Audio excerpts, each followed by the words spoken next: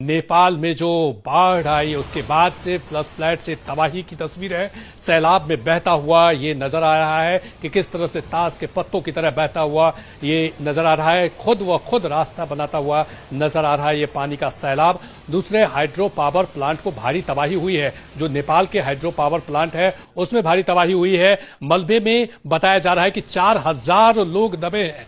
13 लोगों का शव अभी तक बरामद हुआ है। रेस्क्यू टीम लगातार वहां पर काम कर रही है। चारों तरफ तबाही का मंजर है। इसको लेकर के वहां के जो प्रधानमंत्री बालून शाह वो लगातार बैठक कर रहे हैं, निर्देश दे रहे हैं। मुन्ना हमारे साथ जुड़े हुए हैं। मुन्ना, चूंकि अब फिलहाल जो गंगा और बूढ़ी गंडक में जो पानी है वो उफान पर है, खतरे के निशान से ऊपर है और कई इलाकों में बाढ़ का पानी भी दिखाई दे रहा है। हम लगातार सुबह से तस्वीरें हम दिखा रहे हैं बिहार की।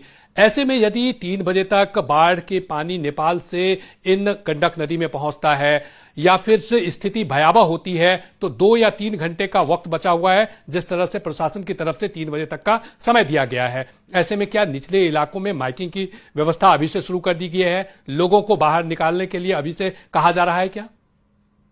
निश्चित तौर पर जल संसाधन विभाग के साथ ही जिला प्रशासन की पूरी टीम अलर्ट मोड पर है और जो बिहार के जो भी निचले इलाके हैं और बिहार के जो 5 जिले विशेष तौर पर गंडक नदी से प्रभावित होते हैं उन सभी इलाकों में माइकिंग की जा रही है और निचले इलाकों में जो गांव बसे हैं उन गांवों से लोगों को सुरक्षित करने की कवायद भी शुरू कर दी गई है और जिला प्रशासन के साथ भी स्थानीय थाना को भी निर्देश दिया गया है और स्थानीय थाना स्तर से भी अभी से फिलहाल राहत कार्य शुरू कर दिया गया है। और सबसे अहम बात है कि वाल्मीकि नगर गंडक बराज पर अचानक पानी पहुंचता है तो उसको कैसे निपटा जा सके, तो जल संसाधन विभाग के तमाम अभियंताओं की टीम गंडक बराज पर कैंप कर रही है। एसएसबी की तमाम टुकड़ियों को भी सुरक्षा व्यवस्था में लगाया गया है और जिला प्रशासन से पुलिस बल को भी तैनात कर दिया गया है और गंडक बराज की सुरक्षा बढ़ा दी गई है। और वाल्मीकि नगर गंडक बराज पर जो 36 फाटक है सभी 36 फाटकों को आपात स्थिति में खोलने की तैयारी भी कर ली गई है और जो भी कर्मचारी और सरकारी कर्मचारी है उनकी छुट्टियों को रद्द कर दिया गया। तो तमाम जिला प्रशासन की टीम हो या जल संसाधन विभाग की टीम हो,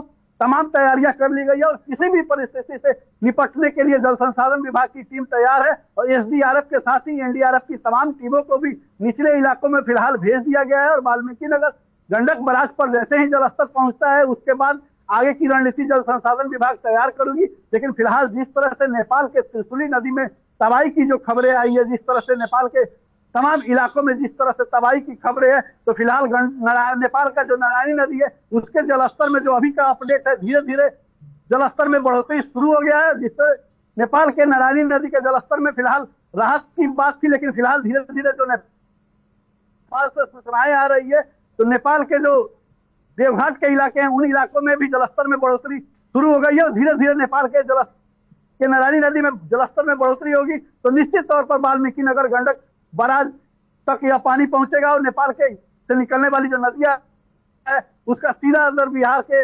निचले इलाकों में पड़ेगा। तो निश्चित तौर पर हम सीधे तौर पर एक तस्वीर फिर आपको दिखाने की कोशिश कर रहे हैं। देखिए वाल्मीकि नगर निश्चित तौर पर अपनी नजर बनाए रखिए मुन्ना, चूंकि ये बहुत बड़ी खबर है और नेपाल की जो ये तस्वीरें आए भारत में कहां कहां टेंशन है ये भी हम आपको बता रहे हैं। गंडक बैराज और डाउन स्ट्रीम में ये तबाही बची। पश्चिम चंपारण, पूर्वी चंपारण और गोपालगंज ये बहुत ही हाई अलर्ट पर है। सारण, वैशाली, साथ ही साथ गंडक बैराज और डाउन स्ट्रीम और गंडक बेस, ये तस्वीरें हम आपको बता रहे हैं कि किस तरह से भारत में ये टेंशन, यदि 3 बजे तक 2 से 2.5 लाख क्यूसेक पानी छोड़ा जाता है तो कहां कहां प्रभाव पड़ेगा ये आपको जानने की जरूरत है। हम दर्शकों को बता रहे हैं कि भारत में जहां जहां टेंशन है वहां पर सारण, वैशाली, भागलपुर ये वो जगह है जहां पर तस्वीरें